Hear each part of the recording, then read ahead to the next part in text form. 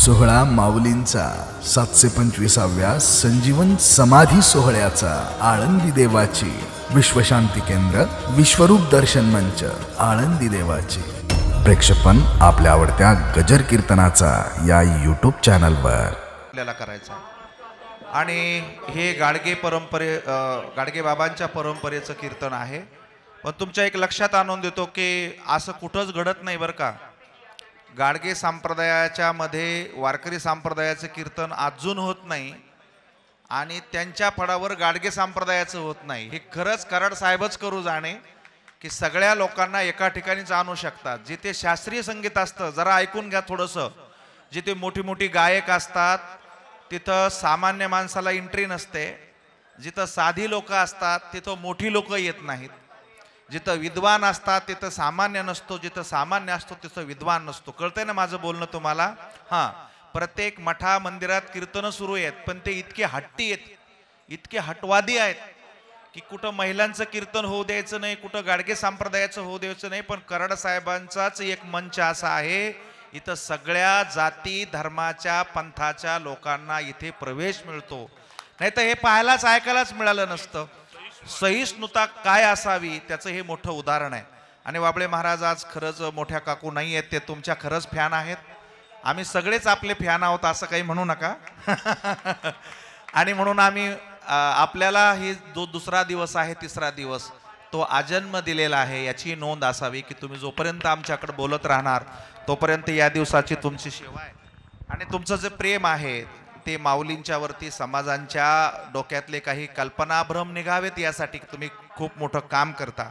आम्ही आज तुम्हाला अशी एक दक्षिणा देऊ की जेवढे लोक ऐकायला होते आणि आम्ही वर मंचावरती होतो, आमच्या सगळ्या आयुष्याचा एक एक दिवस तुम्हाला पुन्हा देऊ आणि तुमचं आरोग्य चांगलं राहावं, पुन्हा चांगल्या सेवा आम्हाला परत मिळाव्या यासाठी आम्ही कराड सरांच्या वतीनं आपला सन्मान करतो।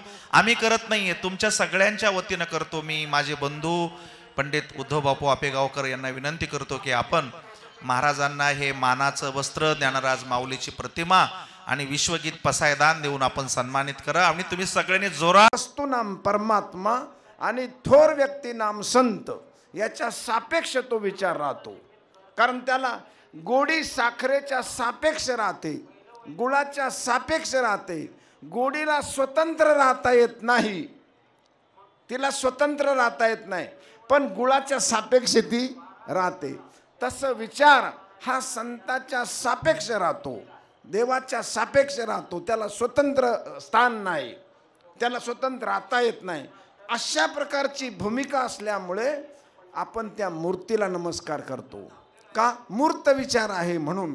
आणि म्हणून असा मूर्त विचार कशाचा असतो तर अखंड उत्कंठा, सतत माझ्याबद्दल त्याला मला जाणून घेण्याची एक उत्कंठा असते। मी कोण आहे, मी काय आहे, माझं बोलणं काय, वागणं काय, माझं म्हणणं काय, माझं समाजासाठी प्रेझेंटेशन काय, माझं अंतकरण काय, ह्या सगळ्या गोष्टी तो मला जाणून घेतो। म्हणून आपण संत वाङ्मयामध्ये चरित्र आणि चारित्र्य संतांचं आणि देवाचं वाचत असताना त्यांच्याबद्दलचे विचार फक्त आपण ऐकत आलेलो आहोत, पण प्रत्यक्ष विचाराची कृती काय कशी काय केली याबद्दल आपण त्याच्याबद्दल उदास असतो। त्यांनी कृती काय केली, जसं मी आता महाराजांना म्हणालो बसल्या बसल्या, आपण सहज हरिपाठ ऐकत असताना, हरिपाठ चालू असताना मी पण इथं शेजारी बसलो होतो खाली। आदिनाथ गुरु सकळ सिद्धांचा मच्छिंद्र तयाचा मुख्य शिष्य मच्छिंद्राने बोध गोरक्षाशी केला, गोरक्षवळाला गहिणी प्रती। हे मी पण ऐकलं, उड्या मारो मारो आपण ऐकत होतो, मी पण ऐकत होतो। मी आमची मंडळी आणि आम्ही दोघं होतो। माझ्या इंद्राणीच्या जे उभा असताना मी म्हणलं, अगं हे सगळं पाठ आहे। मच्छिंद्राने बोध गोरक्षाशी केला, गोरक्षवळाला गहिनीपती, पण काय बोध केला आणि कशासाठी केला आणि काय अधिकार झाल्यानंतर केला हा आपल्याला का होत नाही बोध? आपल्या पाठ आहे, आपल्याला काय आहे, पाठ आहे ना।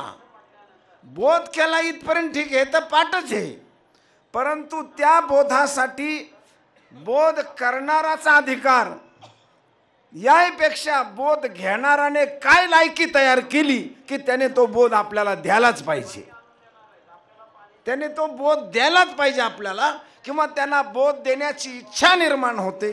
अशा प्रकारचं काय आचरण केलं असन, काय साधना केली असन, किंवा काय असं काय जीवनामध्ये त्यांनी जगण्याचं वर्म हाताशी घेतलं की जेणेकरून तो बोध यांच्यापर्यंत बिनबोभाट आला.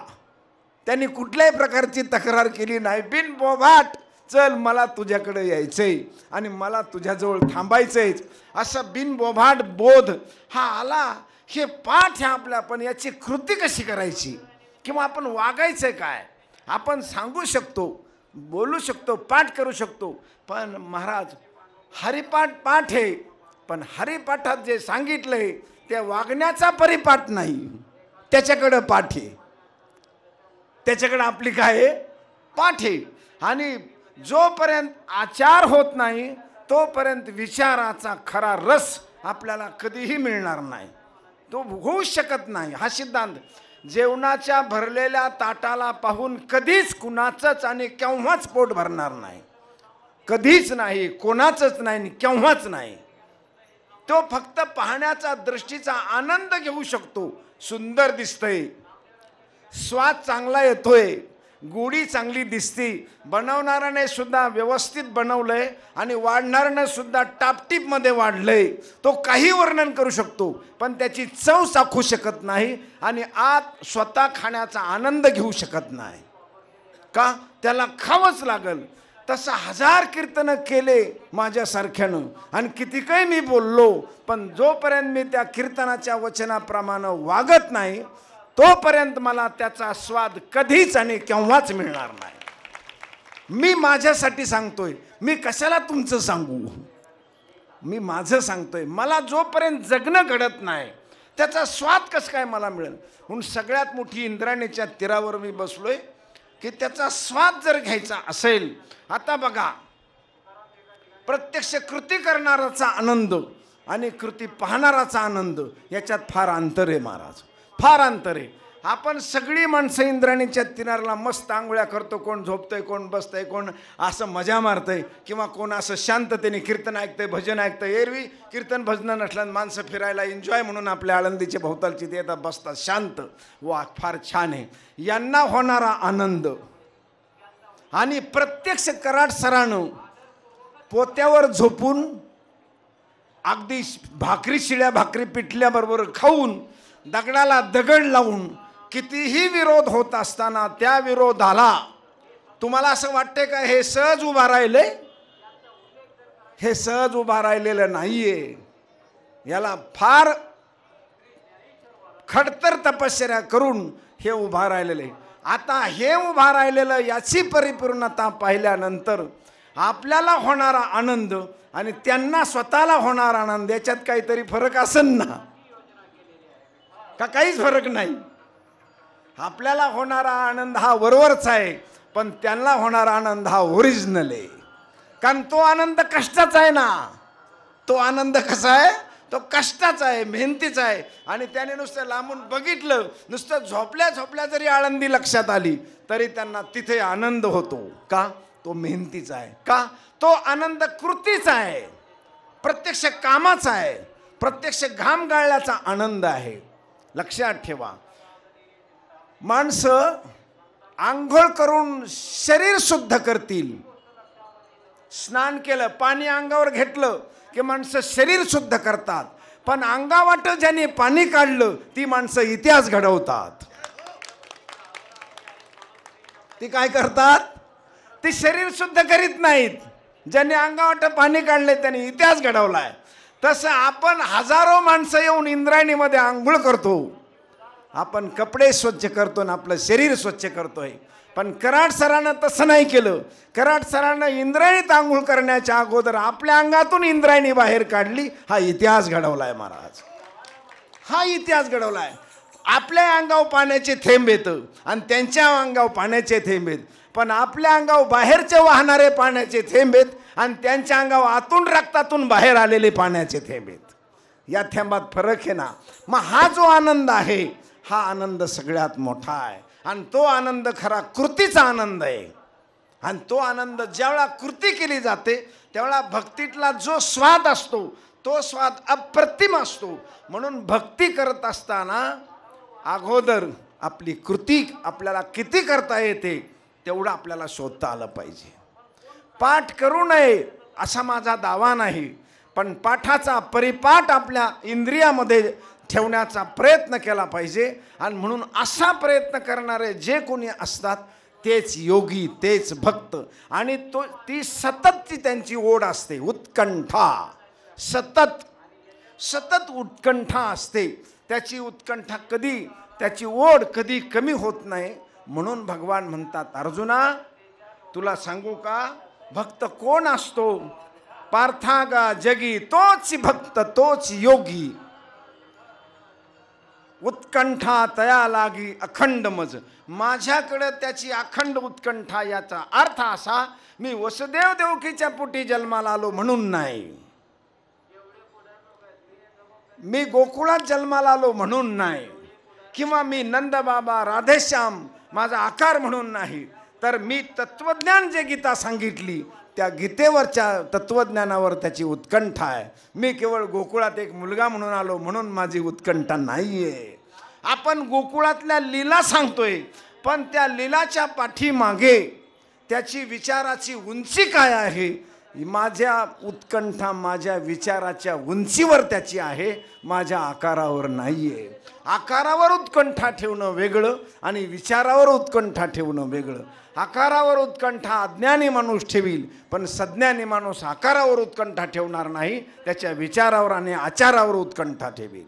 मग संत महापुरुष अगोदर आधी केले आणि मग सांगे. आधी केले म्हणजे आचार आहे, आणि आचार हा विचाराशिवाय घडत नाही. तुमच्या मनात चांगला विचार आला तरच तुम्ही, आपल्याला आळंदीला जायचंय, हा उत्तम विचार आला म्हणून तुम्ही आळंदीला आलात, म्हणजे विचाराशिवाय आचार नाही. परंतु आळंदीला आल्यानंतर आपली जुनी चप्पल इथं राहिली, आपण दुसऱ्याची नवी घेऊन जाऊ, हाही काय आलाय? विचार आला. मग तुम्ही दुसऱ्याची नेली, हा विचार खराब आला. म्हणजे कोणताही विचार आल्याशिवाय आचार घडत नाही. मग विचार आल्याशिवाय आचार घडत नाही ना. मग करतानाच आपल्याला चांगला विचार करावा लागेल, तेव्हा आपल्याला चांगला आचार घडेल. आणि हा चांगला विचार करण्यासाठीच हे वाचायचं आहे. ह्याची अक्षर फार सुंदर आहेत आणि याचं म्हणणं फार गोड आहे, हे असं नाही. याला आपल्याला याच्यासाठी आचार करण्यासाठीच विचार. आणि माझं म्हणणं तर मी शोधून ह्या पोझिशनला आलोय की खूप चांगलं वागण्यासाठी खूप ऐकावं लागतं, अजिबात नाही. थोडं ऐकलं तरी भरपूर चांगलं आचार करता येतो. महर्षी नारदांची भेट वाल्या कोळ्याची काही मिनिटं झाली. तो तर फार दुराचारी होता, पण काही मिनिटं, आणि एकच शब्द त्याने सांगितला असन, नको हे करू. म्हणला मग हे न करू तर काय करू? हे करू. याला मला माहीत, म्हणजे भावार्थ रामायण किंवा रामायण वाचल्यानंतर आपल्या लक्षात येतं की एक मुक्काम तर नारदानं त्याच्या घरी अजिबात केला नाही. आपण 7 दिवस मुक्काम करतो सप्ताहात, त्याने एक सुद्धा मुक्काम महर्षी नारदानं वाल्याच्या घरी केला नाही. हे 100%. कुणी चॅलेंजिंग सांगा, मुक्काम नाही केला त्याने. काही सेकंद, काही मिनटं एवढाच तो त्याच्याकडे राहिला. पण जेवढा राहिला तेवढं राहिलेलं त्याने जीवनभर जगण्याचा अट्टहास केला. तर त्या ज्ञानेश माऊलीनं आपल्या ज्ञानोबारायनं म्हटलंय, कोळीयाची कीर्ती वाढली गहन, केले रामायण रामाआधी. वाला कोळी महापातकी भूमंडळी, तेने रामनामे वाजविली टाळी. नाम घेता त्याच्या पातकाची झाली होळी, रसने रंगे हो राघव नामे. हे ज्ञानोबारायचा अभंग आहे. म्हणजे माऊली म्हणतात, हा जेव्हा आपण वाचतो तेव्हा आपल्या लक्षात येते की अरे ही माणसं ज्यादा दिवस त्यांच्याजवळ राहिली नाही ना. राहिले थोडे दिवस, सांगितलं थोडं, परंतु त्यांनी थोडं फारच मोठं आचरणात आणलं. त्या थोड्याला सोडलंच नाही, असं पकडून धरलं. आणि ते पकडून धरल्यामुळे त्या थोड्यानं संपूर्ण विश्वाला गवसणी घातली. आपण भरपूरच ऐकतो, काहीच धरीत नाही, काहीच पकडीत नाही. त्याच्यामुळं आपल्या हाताला लवकर येत नाही. आणि म्हणून भगवान म्हणतात, अर्जुना माझ्या विचाराकडं अत्यंत उत्कंठेनं, अत्यंत जबाबदारीनं, अत्यंत हुशारीनं, अत्यंत सतेजपणानं आणि अगदी डोळ्यात तेल घालून माझ्या प्रत्येक विचारावर जर लक्ष ठेवलं आणि त्या विचाराप्रमाणे जर आचरण करायचं जर ठरलं ना, तर फार काही वेळ तुम्हाला खूप काही ऐकावं लागेल आणि खूप काही करावं लागेल असं नाही आहे. अजिबात तसं घडत नाही. थोड्या ऐकण्यात आणि भरपूर जगण्यामध्ये ह्या सगळ्या गोष्टी हाताशी येतात. आणि म्हणून हा सिद्धांत आहे अर्जुना. अशा प्रकारचा भक्त आणि योगी. आता भक्त आणि योगी हे 2 शब्द ठेवलेले आहेत महाराज. भक्त आणि योगी अशा 2 शब्द ठेवण्याची भूमिका ज्ञानोबाराची अजून विस्तृत खूप असू शकते. पण माझ्या अल्पशा मतेप्रमाणे समर्पित बुद्धीनं जो परमेश्वराची आराधना करतो त्याला भक्त म्हणतात. आणि स्वतःची साधना करून अभ्यास, योग अभ्यास करून स्वतः प्रयत्न करून तिथपर्यंत जाण्याचा जो प्रयत्न करतो त्याला योगी असं म्हणतात. योग्यात आणि भक्त्यात हा सामान्य फरक आहे, साधा फरक. स्वतः प्रयत्न करायचा नाही, आपल्याला काठीचा आधार घ्यायचा नाही, कुणाचा आधार घ्यायचा. म्हणून आपण स्वतः प्रयत्न करून तिथपर्यंत जाणं हे योग्याचं लक्षण आहे. आणि आपल्याला समर्पित बुद्धीनं, बाबा माझं तुला सगळं मी समर्पित केलेलं आहे, तुला जसं करायचं तसं कर, अशा प्रकारचा विचार करणारा तो भक्त आहे समर्पितपणानं. म्हणून भक्त आणि ज्ञानेश्वर माऊलीने हा 2 शब्द ठेवलेत ना, माऊली या दोन्ही भूमिकेत यशस्वी येतं. म्हणून त्यांनी 2 शब्द ठेवले, भक्तही ठेवला आणि योगी ठेवला. भक्तही ठेवला कारण माऊलीला दोन्ही शब्दाचा अनुभव आहे. योग्याचा आहे, ज्ञानराज माझी योग्याची माऊली. योगी महापुरुषाला सुद्धा त्यांनी शिकवलेलं आहे. योग्याला सुद्धा त्यांनी संज्ञान केलेलं आहे, चांगदेवासारख्या महान योग्याला सुद्धा. आणि ज्ञानोबाराच्या आणि भक्ताच्या बाबतीत तर काय बोलायचं कामच नाही. जनी म्हणे ज्ञानदेवा बोला अभंग. योगी काय अभंग बोलत नसतो. योगी आपल्या आत्मज्ञानामध्ये राहत असतो ना, तो कशाला योगी टाळ घेऊन उभा राहील. माझा मुद्दा असा आहे, व्यावहारिक दृष्ट्या जर तुम्ही बघितलं गुरुजी, तर योगी टाळ घेऊन उभा राहील का? योगी कुठेतरी गुहेमध्ये, कुठेतरी गुंफेमध्ये कुठेतरी राहणार ना.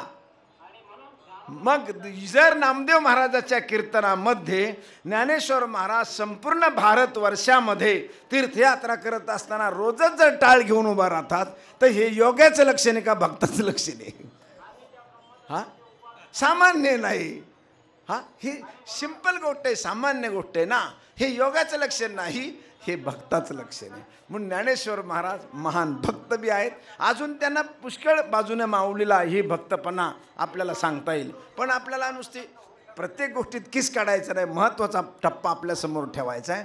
आणि योगी स्वतःच्या इंद्रियावर ताबा ठेवून आचार विचार करून तो आपला अंतर्मुख होऊन, मग योगामध्ये हठयोगी आहेत, बरेच योगात अनेक प्रकार आहेत. खेचरी मुद्रा, भुचरी मुद्रा, चाचरी मुद्रा, अनेक मुद्रा आहेत. योग मुद्रा 84 आसनं, पद्मासन, शीर्षासन, मयूरासन, वर्चिकासन, अनेक आसन आहेत. अशा सगळ्या गोष्टीनं तो अभ्यास करत करत करत तिथपर्यंत पोहोचतो. आणि म्हणून योगीसुद्धा अतिशय श्रेष्ठ व्यक्ती आहे. जर योग अभ्यासाच्या दृष्टीने जर म्हटलं तर हा योगी आहे. म्हणून अशा प्रकारचा योगी आणि भक्त ही दोन्ही अतिशय देवावर प्रेम करणारी माणसं असतात, व्यक्ती असतात, विभूती असतात, थोर पुरुष असतात. योगी तितकाच प्रेम करतो आणि भक्तही देवावर तितकाच प्रेम करतो. पण भक्त आणि योगी हे त्यालाच म्हणता येईल की माझ्याकडं ज्याची अखंड आस्था आहे, अखंड माझ्यावर प्रेम करणारा आहे. अशा प्रकारची भूमिका ज्ञानोबा या चरणामध्ये सांगतात. आणि म्हणून सांगतात, अर्जुना ते तीर्थ ते क्षेत्र जगी त्याच व्यक्ती पवित्र आहेत, तेच तीर्थरूप आहेत की जे माझ्यावर प्रेम करतात. कुणी काही म्हणा, कसे असू द्या, पण अखंड तैलवत प्रेम, निष्पाप, निष्कलंक, स्वच्छ, पवित्र अशा प्रकारच्या सद्गुणांना युक्त असं प्रेम, स्वच्छ आणि निष्पाप निष्कलंक प्रेम, आशारहित प्रेम फक्त हरिभक्तालाच करता येतं. दुसऱ्याला करणं फार अवघड आहे, फार अवघड आहे. महाराज असं आहे, अवघड काय जातं ते तुम्हाला सांगतो. काय अवघड जातं? अभंग पाठ करणं फार सोपं आहे, सोपं आहे. प्रवचन कीर्तन करणं सोपं आहे. ही एक कला आहे. जसं वाजवणं, गाणं, बोलणं, प्रेझेंटेशन, योग्य वेळेला समर्पित शब्द टाकणं, ही एक जीवनातल्या ज्या 64 कला आहेत त्याच्यापैकी ही एक कला आहे. ही काय आहे? ही कला आहे. तसं आत्मज्ञान ही काही कला नाही महाराज, ही अनुभूती आहे.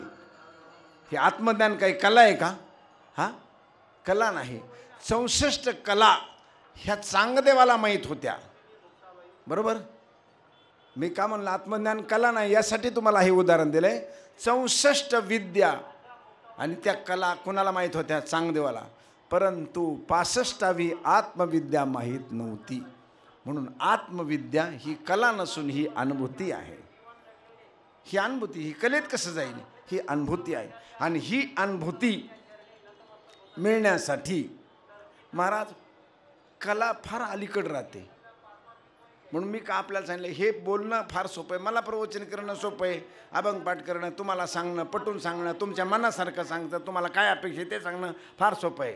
परंतु मला चांगलं बोलणं सोपं आहे, पण अवघड काय आहे? मला वाईट बोलणं बंद करणं फार अवघड आहे. मला दिवसभर तुमच्याबरोबर मला चांगलं बोलायला काय अडचण आहे, परंतु माझ्या मुखातून वाईट मला बंद करायचं आहे, मग ते बोलणं फार अवघड आहे. आणि भक्तिशास्त्रातला पहिला सिद्धांत आहे, इस्त्री नंतर करा पण कपड्यावर डाग पडून देऊ नका. हा भक्तीतला पहिला सिद्धांत आहे ना. भक्ती तिथून सुरू होती. महाराज स्वतःचा बाप आपल्याला उचलून तेलाच्या कढईत टाकतो, ही उदाहरणं आपण प्रल्हादजीची पाहिलेली आहेत. मग एखाद्या मुलाला एक शब्द बापाला विरोध करता नाही आला का? नाही. का नाही केला? प्रल्हादजीला माहिती आहे ज्या परब्रह्माबरोबर माझं नातं आहे तेच परब्रह्म तिथे, मग त्यांना विरोध कशाला करू? प्रल्हादजीने विरोध का केला नाही? तोही असती मही असती, मी कशाला विरोध करू? तुमच्यात गेल्यावर ते मारक ठरतंय आणि माझ्यात गेल्यावर तारक ठरते, ते तुम्हाला विरोध करू. जेवढा माझ्या जवळ येईल तेव्हा तारक आहे. आणि विरोध केला तर मात्र जर खराब बोललं तर समोरच्याची उंची कमी होत नाही, आपली कमी होते.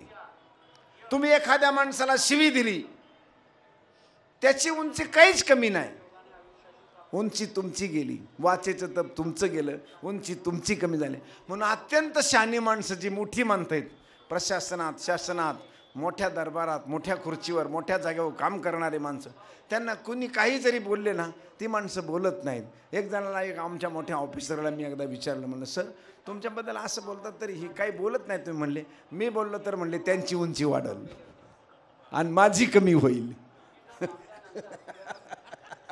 काय बोलले? मी जर बोललो तर उंची कुणाची वाढेल? त्यांची वाढेल आणि माझी कमी होईल. म्हणून मला त्याची वाढो नाही तर न वाढो, पण माझी कमी नाही करायची. त्यांची वाढले तर वाढू द्या, मला हरकत नाही, पण माझी उंची मला कमी करायची. भक्ती क्षेत्रामध्ये तुम्ही गुण किती मिळवले ह्याला किंमत नाही, तुमच्याजवळ अवगुण काही राहिलाय का शिल्लक हे तपासा. भक्तीची सुरुवातच अशी महाराज, खरं सांगतोय तुम्हाला, भक्तीची सुरुवात अशी आहे, तुमच्याकडे किती गुण आहेत. म्हणून साधू आणि संत योगी याचं लक्षण काय आहे? याचं लक्षणच असं आहे, शोधूनही ज्याच्याकडे दोष मिळत नाही त्याचं नाव साधू संत योगी. पाहता अवगुण मिळेची ना च शब्द वापरलाय. तुका म्हणे तैसा सज्जना पासोन पाहता अवगुण मिळेची, असा शब्द वापरा. अजिबातच मिळत नाही, अजिबात मिळत नाही. याही पुढे जाऊन सांगू, आपल्या आळंदीमध्ये घडलेलं प्रकरण किंवा याच भूमीने बघितलेलं प्रकरण. आपण म्हणतो चालविली जड भिंती, हरली चांगयाची भ्रांती, मोक्ष मार्गेचा सांगाती ज्ञानोबा माझा. किती माणसं बोलतात चांगदेवाबद्दल.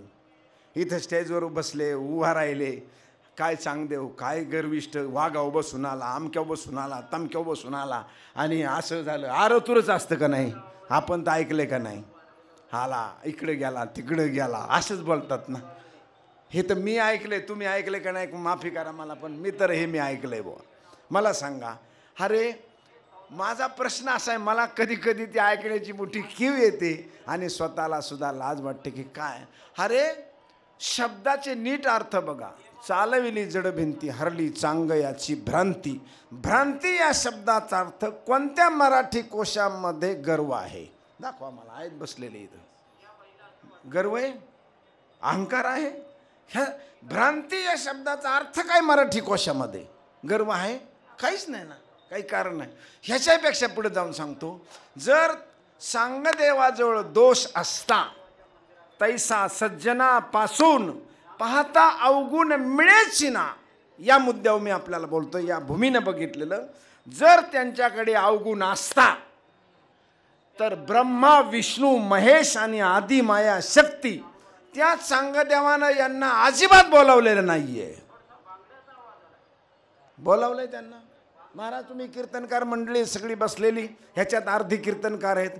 माझं आव्हान आहे सगळ्या कीर्तनकाराला की मला फक्त दाखवून द्या तुम्ही कुठल्याही ग्रंथात सांगदेवानं या चौघा भावंडाला आणि एका बहिणीला बोलवलं असं दाखवून द्या. यांनी मला बोलवलंय आणि तुम्ही माझ्याकडे या असं वाचायला मिळलं. गुरुजी आपल्याला मिळलं? महाराज पानेगावकर आपल्याला कुठंच मिळलं नाही. हो मी सांगा, माझं म्हणणं असं आहे आपल्याला की संत ज्ञानेश्वर महाराज सदाशिवचा अवतार, स्वामी निवृत्तीदातारण, महाविष्णूचा अवतार, ब्रह्मा सोपानत झाला, आदिशक्ती मुक्ताबाई, हे जर विश्वचालक, विश्वमालक, विश्वाचे संवारक आणि विश्वाचे अधिष्ठाते हे मनानं जर त्यांना भेटायला जातात तर त्या व्यक्तीजवळ, त्या महापुरुषाजवळ अवगुण असू शकतो का, असा माझा प्रश्न आहे. हा माझा प्रश्न आहे. त्याच्याजवळ अवगुण असू शकतो का? 100% सगळे गुणच गुण आहेत. म्हणूनच मनानं, तुमच्या घरी मनानं कसं कोणी मोठं माणूस याय नाही. अहो पत्रिका छापून माणसं येत नाहीत. नाही जमत म्हणले काय दुसरा कार्यक्रम निघाला, पत्रिका छापून येत नाहीत. आमंत्रण 100 वेळा जाऊन माणसं येत नाहीत. आणि एवढे मोठे विश्वाचे मालक चालक. बरं ज्ञानेश्वर महाराज काही सावी विभूती का? ऐकेगा ज्ञान चक्रवर्ती तू तव ज्ञानाचीच मूर्ती. मग ज्ञानाच्या मूर्तीला, जी ज्ञानाचीच मूर्ती आहे, असा संपूर्ण विश्वाचं ज्ञान ज्यांच्याजवळ दडून बसले ते महापुरुष स्वतःहून चांगदेवाच्या आश्रमावर जातात, त्यांना भेटायला जातात आणि ते स्वतः म्हणतात आपण यांचं दर्शन घेऊ. दादा आपण दर्शन घेऊ यांचं आणि यांना भेटू. आणि हे भेटायला गेलेले ते मात्र त्यांच्या योग कर्मामध्ये, त्यांच्या कामामध्ये, त्यांच्या कार्यामध्ये निष्पाप रममान आहेत. बरं ते तर भेटले नाहीच त्यांना, हे भेटलेत नाही, ते त्यांच्या याच्यामध्ये रममान आहेत. मग त्यांचं जे काम आहे, जे काम चांगदेव महाराजाला करायचंय ते काम यांनी मनानं केलं. याच्यावर तरी आपण विचार करावा ना, चांगदेव आला का गेला असं म्हणू नाही ना. अरे हे म्हणू नका तुम्ही. म्हणून हे आव्हान आहे. अरे हे एवढ्या मोठ्या महापुरुषाला, इतक्या 1400 वर्ष ज्यांनी जीवनाची परमोच्च उंची गाठलेली आहे, अशा महापुरुषाबद्दल तुम्ही असं बोलता, हे किती चुकीचं विधान आहे. आणि म्हणून अशा प्रकारचा भाग मी आपल्याला का सांगतो की आपण अशा प्रकारचं विधान, म्हणून भ्रांती आणि महापुरुषानं यांनी स्वतः त्यांचं काम केलं. ते सगळ्याला आपल्याला इतिहास माहिती आहे. मला फक्त मुद्दा सांगायचा आहे, मला फक्त त्याचा भाव सांगायचा. काम केलं आणि हे काम केल्यानंतर चांगदेव महाराजाच्या या कामाची क्वालिटी, याचा दर्जा, याची उंची ते सुद्धा त्यांच्या लक्षात आली आणि म्हणून ते स्वतः आले. बरोबर, स्वतः आले. आल्यानंतर त्यांची भेट कुठं झाली, काय झाली, या आपल्याला इकडे त्या खोलामध्ये त्याच्यात जायचं नाही. झाली भेट का नाही झाली, काय म्हणतात नाही झाली, काय म्हणतात झाली, कुठं झाली काय झाली, त्या वादात आपल्याला पडायचं नाही. पण एक गोष्ट नक्की, चांगदेव आले, त्यांनी काय पत्र दिलं असेल तर दिलं. 45 वर्ष या गावामध्ये राहतोय मी अखंड, पण ज्ञानोबा राहायचं स्वप्न सुद्धा मला पडत नाही लवकर. 45 वर्ष मी स्वतः सांगतोय. या गावात 1976 साली मी आलो. 30 वर्ष या गावात मी नोकरी केली, ब्रँच मॅनेजर म्हणून काम केलं. 21 वर्ष पुणे जिल्हा मध्यवर्ती बँकेमध्ये. बाकीचे वर्ष मी इथंच राहतोय, कुठं माझा मुक्काम नाही, स्वप्नसुद्धा पडत नाही. आणि चांगदेवाची यांची भेटसुद्धा झाली नाही, तरी त्यांनी 65 ओव्या लिहून परस्पर त्यांना आत्मज्ञान दिलं. ते आपल्याला आला गेला म्हणायला दिलंय का? आपण किती वर्ष इथे आहेत आणि त्या महापुरुषाची भेटच नाही झाली. न भेटता फक्त पत्र कागद कोरा दिला तरी ज्ञानेश्वर महाराजाने स्वस्ती श्री वटेशु लपोनी जगदा भासू. महाराज 65 वव्यानं आत्मज्ञान दिलं आणि त्या वव्या छातीशी धरून नतमस्तक होऊन शरणांगत होऊन चांगदेव महाराज आले. तर ज्ञानेश्वर महाराजांना मुक्ताबाईला सांगितलं, यांना समजून सांग. म्हणजे आपल्या स्वतःच्या बहिणीला सांगतात, मुक्ता समजून सांग. केवढी ज्ञानेश्वर महाराजांची उंची असेल, ही किती मोठी उंची आहे.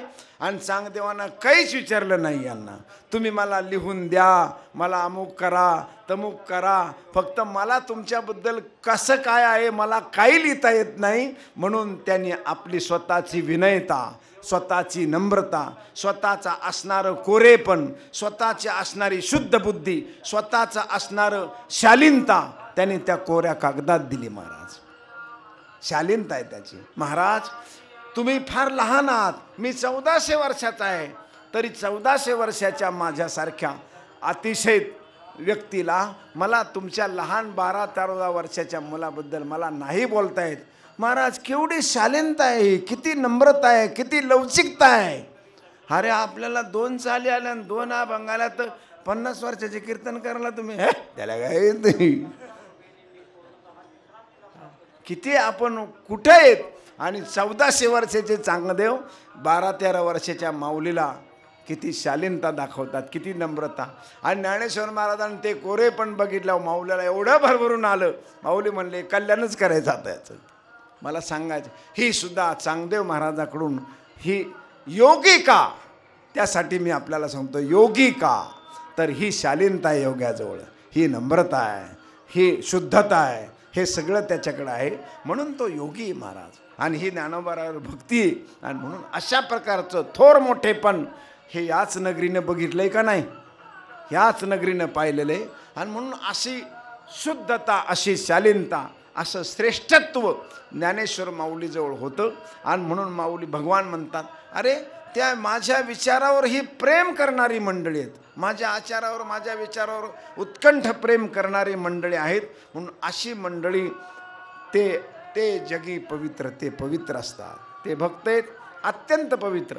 त्यांचं कोणतीही गोष्ट पवित्र आहे महाराज. हरिभक्ताची कुठलीही गोष्ट, त्याचं चालणं पवित्र, बोलणं पवित्र, खाणं पवित्र, वागणं पवित्र, त्याचा स्पर्श पवित्र आहे. सगळ्या गोष्टी त्यांच्या श्रेष्ठ आहेत. बघा ते चालायला लागले तरी ते चालते ज्ञानाचे बिंब, तयाचे अवयव सुखाचे कोंब. चालायला लागले, ते पाहायला लागले तरी कृपा कटाक्षे न्याहाळले.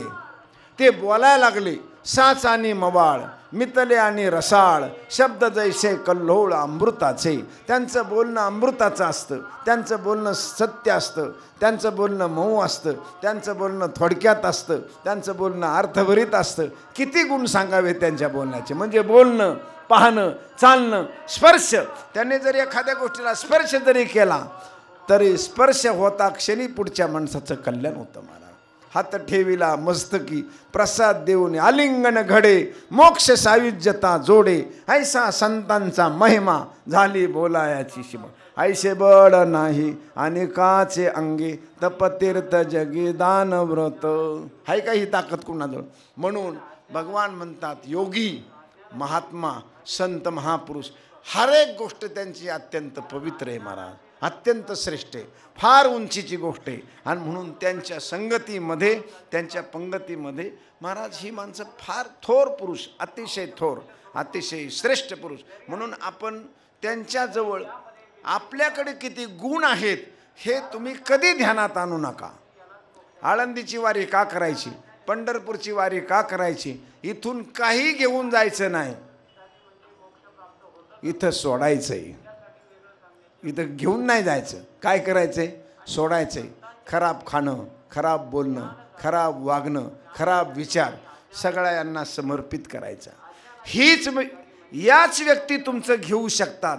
दुसरा खराब विचार तुमची मंडळीसुद्धा तुमचा खराब विचार घेणार नाही.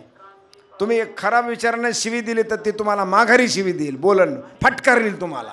दुसरा खराब विचार तुमचा कुणी घ्यायला मोकळा नाही.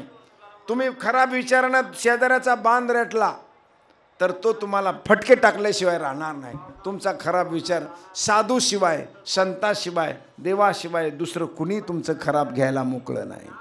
फक्त ह्याच व्यक्ती तुमचं खराब घेऊ शकतात. आणि म्हणून नुसतं घेणार नाही तर घेऊन ते तुम्हाला परत देणार आहेत. घेऊन तुम्हाला परत देणार आहेत ते. म्हणून आपण जे काही आपल्याजवळ अज्ञान आहे, अविचार आहे, कुविचार आहे, कुबुद्धी आहे, विकृती आहे, विकृतीच्या अधीन आपण गेलो आहोत, या सगळ्या गोष्टी आपल्याला अभ्यासानं सोडून द्यायच्यात आणि नंतर ते चांगलं येणार आहे. आणि जगातला सिद्धांत असा आहे, तुम्हाला चांगलं मिळवायची अजिबात गरज नाही. जगातला सिद्धांत एका जागेत एकच वस्तू राहते, दुसरी राहत नाही. हा या विश्वाचा सिद्धांत आहे, विज्ञानाचा. पाणी, तांब्यामध्ये पाणी राहील, पाणी काढलं तर हवा जाईल, हवा काढली तर पाणी जाईल. जगातला सिद्धांत आहे, अबाधित सिद्धांत. तो कधी बदलत नाही. एका जागेत एकच पदार्थ राहतो. ज्या जागेत माझं बोट उभं आहे त्या जागेत हवा नाही, पण इथून मी बोट इकडं काढलं तिथं हवा येणार आहे. एका जागेत एकच पदार्थ राहतो, दुसरा राहत नाही. तसं आपलं अंतःकरण हे अतिशय पोकळ आहे. या अंतःकरणातून आपण खराब काढलं की चांगलं येऊन आपोआप राहणार आहे तिथं. कारण दुसरा पदार्थ तुम्ही 100% खराब काढल्यानंतर दुसरं काय येणार आहे? 100% चांगलं येणार आहे. हा सिद्धांत आहे ना. म्हणून तुकाराम महाराज, ज्ञानोबाराय किंवा या मंडळीनं गुरुला अजिबात आमंत्रण केलेलं नाही आहे. असं वाचलंय का गुरुजी तुम्ही की निवृत्तीनाथ महाराजाला ज्ञानेश्वर महाराज म्हणले मला ज्ञान द्या? वाचलंय तुम्ही असं? मी वाचलेलं नाही आहे की ज्ञानेश्वर महाराज म्हणले दादा मला ब्रह्मज्ञान द्या. नाही वाचलंच नाही मी अजून कुठं. तुम्ही वाचलं असलं तर मला सांगा, त्याचा रेफरन्स मी देईल. का वाचलं म्हणजे का लिहिलं नाही? मागितलंच नाही ना. का? आपल्याजवळ खराब काही येऊनच द्यायचं नाही. येणारं चांगलं आपोआप येणार आहे. तुकाराम महाराज भंडारा, भामगिरी, घोराळा सगळ्या डोंगरावर भजन करायला जायचे. काय केलं त्यांनी? फक्त खराब बाजूला काढून टाकलं. काम क्रोध केले घर रीते, येवोनी गोपाळ राहे तेथे. हे घर रीते आणि येवोनी गोपाळ राहे तेथे. फक्त तुम्ही एवढाच प्रयत्न करा. आपल्याला खोटं बोलायचं नाही, आपल्याला वाईट खराब वागायचं नाही, खराब बोलायचं नाही, खराब विचार करायचा नाही. फक्त एवढा प्रयत्न तुम्ही करा. तुम्हाला चांगलं बोलवणारा माणूस आणि चांगला देणारा माणूस तुम्हाला शोधित येईल. 100% शोधित येईल. प्रयत्न करा. 100% नाही, 1000% शोधित येईल. मला तो शोधित येईल. साधी गोष्ट सांगतो, कधी कुठलाही फळाचं झाड कोणत्याही पक्षाला आमंत्रण देत नाही. आंब्याचं देत नाही, चिकूचं देत नाही, सीताफळीचं देत नाही, पेरूचं देत नाही. ते झाड ते फळ आलं की ते पक्षाला आमंत्रण देतच नाही. देता आमंत्रण? असं बघितलंय तुम्ही? फळाला आमंत्रण, त्या झाडानं आमंत्रण दिलं नाही, मला खायला ये, आमंत्रण देत नाही. ते फक्त झाड त्या फळाला आपण पिकवायचा प्रयत्न करतं. खाणारी माणसं शोधित घिरट्या मारीत असतात. सत्य सांगतोय ज्ञानोबाराच्या दरबारात, इंद्रायणीच्या किनाऱ्याला सांगतोय, त्रिकालाबाधित सत्य. तुम्ही दोष काढा. देणारी माणसं तयारच होतं, पण त्यांची देण्याची अडचण झाली. देण्याची काय झाली? अडचण झाली. देऊ कसं? कारण मला जिथं द्यायचंय तिथं दुसरं भरलेलं आहे. त्याच्यामुळे त्याची अडचण आहे देणाराची. देणारा तयार आहे, फक्त घेणारा पाहिजे. ज्या क्षणाला तुकाराम महाराजांच्या जवळ काहीच राहिलं नाही, त्या क्षणाला सापडविले वाटे. हे आपल्या पाठीकडे आहेत. ते शोधित आले ना. निवृत्तीनाथ महाराज शोधित ज्ञानोबारायनं सांगितलं मला तुला द्यायचंय. शोधून दिलं. कुठं चोखोबारायने नामदेवरायला म्हणले मला ज्ञान द्या म्हणून म्हणले का? नाही म्हटले. नामदेव महाराजाने होऊन पांडुरंगाला नामा चोखोबारायला ज्ञान देऊन टाक. तुला जे मिळालंय ना ते त्यांना देऊन टाक. हे देवानं सांगितलं महाराज. चोखोबारायनं मागितलं नव्हतं. केवढा जातीवाद होता. ते कशाला मागतील आणि ते कशाला त्यांच्या घरी पाय दाबायला जातील? अजिबात गेले नाही. नामदेव महाराजच्या कीर्तनात चोखोबारा असताना चोखोबाराला सांगितलं महाराज तुम्हाला हे मला द्यायचं देवानं सांगितलं, हे तुम्ही घ्या, हे तुम्ही घ्या. म्हणून असं वाचलंच नाही. हात पसरून पुढं द्या. नाथपंथामध्ये मच्छिंद्रनाथानं गोरक्षनाथानं ज्ञान मागितलं का? नाही मागितलं. मच्छिंद्रनाथानं मनानं दिलं. का? यांनी डोळा मनानं दिला म्हणून त्यांनी सुद्धा मनानं डोळा दिला. का ते म्हणले माझा डोळा काढून देतून मग आणवडा माघारी? अजिबात नाही. ते तसेवा हा दारवंठा, तो स्वाधीन करी सुबटा ओळगुणी. म्हणून दोष काढायचा प्रयत्न करा, चांगलं मिळवायच्या भानगडीत पडू नका. दोष काढा. आपल्या जवळची निंदा बुद्धी, आपल्याला कुणाची निंदा करावी वाटत असेल ती काढायचा प्रयत्न करा. घरात आपल्याला वाटतं की नाही हे असं ते तसं, असं खराब बोलणे, मित्राला खराब, मंडळीला खराब, आईला खराब, वडिलाला खराब, ते काढायचा प्रयत्न. त्याच्यासाठी अभंग वाचा, त्याच्यासाठी ज्ञानेश्वरी वाचा, त्याच्यासाठी वेळ याच्यासाठी द्या की आपल्याला हे खराब काढा. तुम्ही खराब जर वागतच नसाल ना, चांगली माणसं तुम्हाला शोधित येतील, मनानं शोधित येतील. मनानं शोध. चंदन कुठल्याही बाजूला चंदन जरी गेलं आणि किती वाढलं तरी कुठे गेलं तरी ते सुगंधित राहतं. आणि मातीत त्याच्या मुळ्या जरी गेल्या ना, मातीत वरून सगळी माती असली तरी ते स्वतः मातीलाही सुगंध देतं, साधूलाही सुगंध देतं, घासणारलाही सुगंध देतं. आणि चंदनाचं नाळ जाळून टाकलं तरी त्या राखेलाही सुगंध येतो. का? त्याला एकच माहिती आहे, आपल्याला फक्त गंध देणं. त्याच्यामुळं सगळी माणसं त्याला जवळ घेतात, कुणी त्याला टाकून देत नाही. का? त्याचा स्वभाव आहे आपल्याला दुर्गंधी द्यायची नाही, आपल्याला सुगंध द्यायचा. म्हणून भक्ती क्षेत्रातली सुरुवात दोष काढण्यापासून होते, गुण मिळवण्यापासून होत नाही. दोष काढण्यापासून भक्तीची सुरुवात आहे. आपण गुण मिळवण्याचा प्रयत्न करतो आणि दोष झाकून ठेवतो. तसं नका करू. आपला दोष काढायचा प्रयत्न करा, दोष उघडा करा आणि गुण नंतर मिळणारच आहेत. तुमचा दोष उघडा करा. जसं चांगदेवाने स्वतःचा दोष उघडा केला. 1400 वर्ष मी जगलो पण मला तुम्हाला ओळखता येईना. कोरा कागद दिला म्हणजे काय? माणसं होता एवढा मोठा 1400 वर्ष, अरे कोरा कागद दिला. अरे ह्याचा अर्थ काय?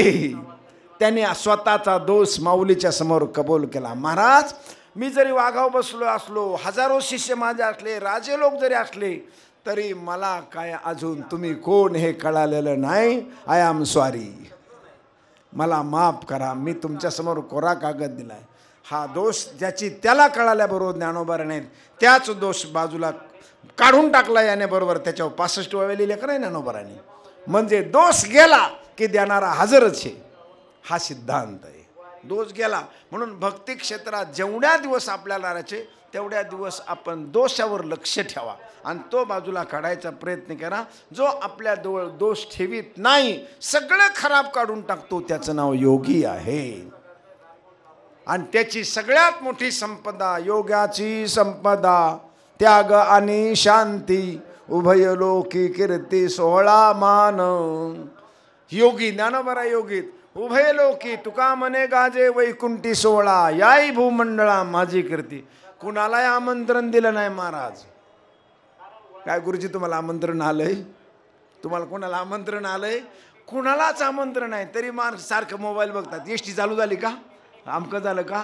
का सरकार काय म्हणते?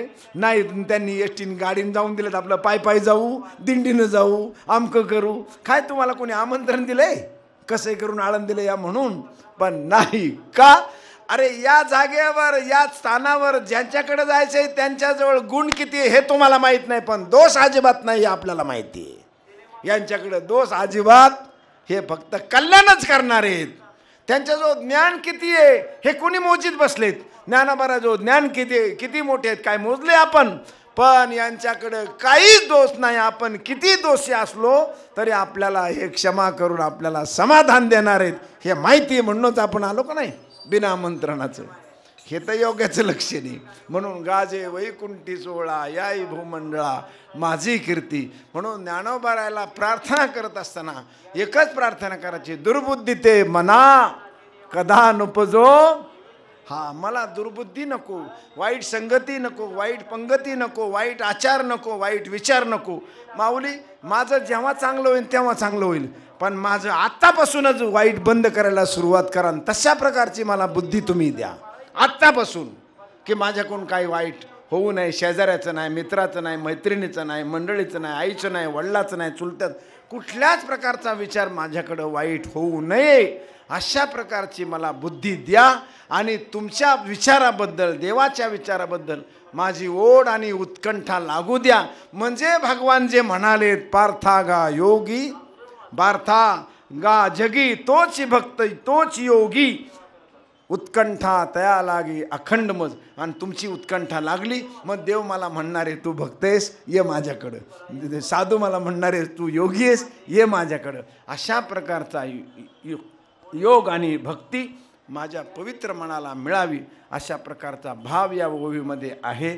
आणि म्हणून या विश्व मंचावर या सरांना जो विश्वशांती केंद्र स्थापन करून विश्वाला ज्ञानेश्वर महाराजांचा आणि तुकाराम महाराजांच्या विचाराचा खरा संदेश या छोट्याशा कमी अंतराच्या इंद्रायणीच्या किनाऱ्यावरून, ही इंद्रायणीचा किनारा अतिशय कमी, सगळ्या मोठमोठ्या नद्यामध्ये सगळ्यात कमी अंतराची इंद्रायणी आहे, पण या कमी अंतराच्या इंद्रायणी नदीपासून संपूर्ण विश्वाला गवसणी घालील इतका मोठा संदेश आणि सरांनं, कराड सरांनं, त्यांचं नावही विश्वनाथ, स्थापन केलंय विश्वशांती केंद्र आणि संदेश दिला विश्वाला. म्हणजे अशा प्रकारचा संदेश सरांना दिला. आणि अनेक अशा थोर विचारवंतांना, गोरगरिबाला, सगळ्यांना सेवेची संधी, ऐकण्याची संधी, ज्ञानदान, अन्नदान, नामदान, वस्त्रदान, विद्यादान, सगळ्या प्रकारच्या दानाला सरांनं स्पर्श केला आहे. असं दान राहिलं नाही की त्या दानाला स्मरण स्पर्श केलं नाही. अगदी गरिबापासून ते पैलवानापर्यंत, अतिशक्तिहीन माणसापासून अतिशय बलशाली शक्तिशाली माणसापर्यंत त्यांनी आपला हात कुरवाळून त्याच्या पाठीवर ठेवला, मस्तकावर ठेवला आणि त्याला मोठी ताकद दिली. गरिबालाही ताकद दिली आणि ताकदवानालाही ताकद दिली. असा सरांचा हा स्वभाव. आणि त्यांचं कौटुंबीय, त्यांचं विश्वस्त मंडळ, कार्यकारी मंडळ, या सगळ्यांचं या इंद्रायणीच्या तीरावरून 725व्या ज्ञानेश्वर महाराजांच्या संजीवन समाधीच्या निमित्तानं या सर्व कार्यकारी मंडळाचं जाहीर अभिनंदन करून आपण आता या ठिकाणी थांबायचंय. शुभम भवतु कल्याणम पुंडलिका वरदे हरिविठ्ठल श्री ज्ञानदेव तुकाराम ज्ञाने जगद्गुरु तुकाराम महाराज की. देव तत्वम अमृतत्वं च वारिणी तटे यस्या ज्ञानराजा समाधी संजीवनी.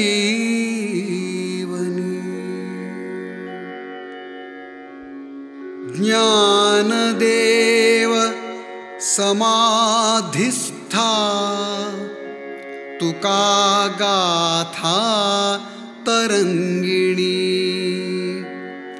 इंद्रायणी नदी भद्रा ज्ञानदा मोक्षदायिनी.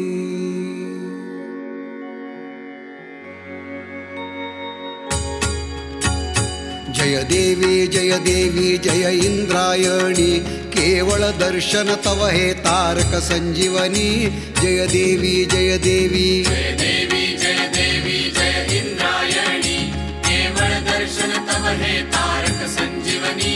जय देवी जय देवी जय इंद्रायणी. पुण्यसलीला सरिते दिव्य प्रवाह तुझे पाप विनाशक जळ अन पावन स्नान तुझे. विठ्ठल रकुमाईची भक्ती रूप तुझे वैष्णव जन मेळा तव काठावर गाजे. जय देवी जय देवी जय इंद्रायणी. घेई ज्ञान समाधी संजीवन जेथे मिळते मुक्ती सकळा शिर ठेवून तेथे.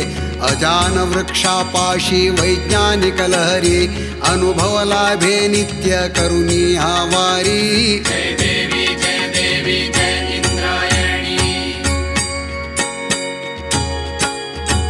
शांतर तुळसाची प्रचिती तुकयाची महती जाणून तरली गाथा तव पाण्यावरती तव काठावर कळतो गाथेचा अर्थ मिळते शांती तव हे घेऊन या तीर्थ जय देवी जय इंद्रायणी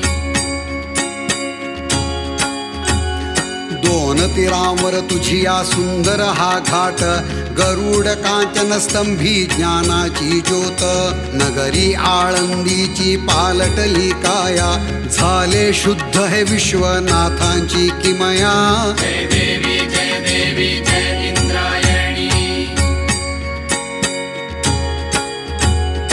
आतुरली तू जैसी भीमेच्या भेटी आली भागीरथी धावत तव काठी येई तव पायाशी वारी सिद्धांची पाऊले अजुनी दिसती मज ज्ञानोबाची जय देवी जय इंद्रायणी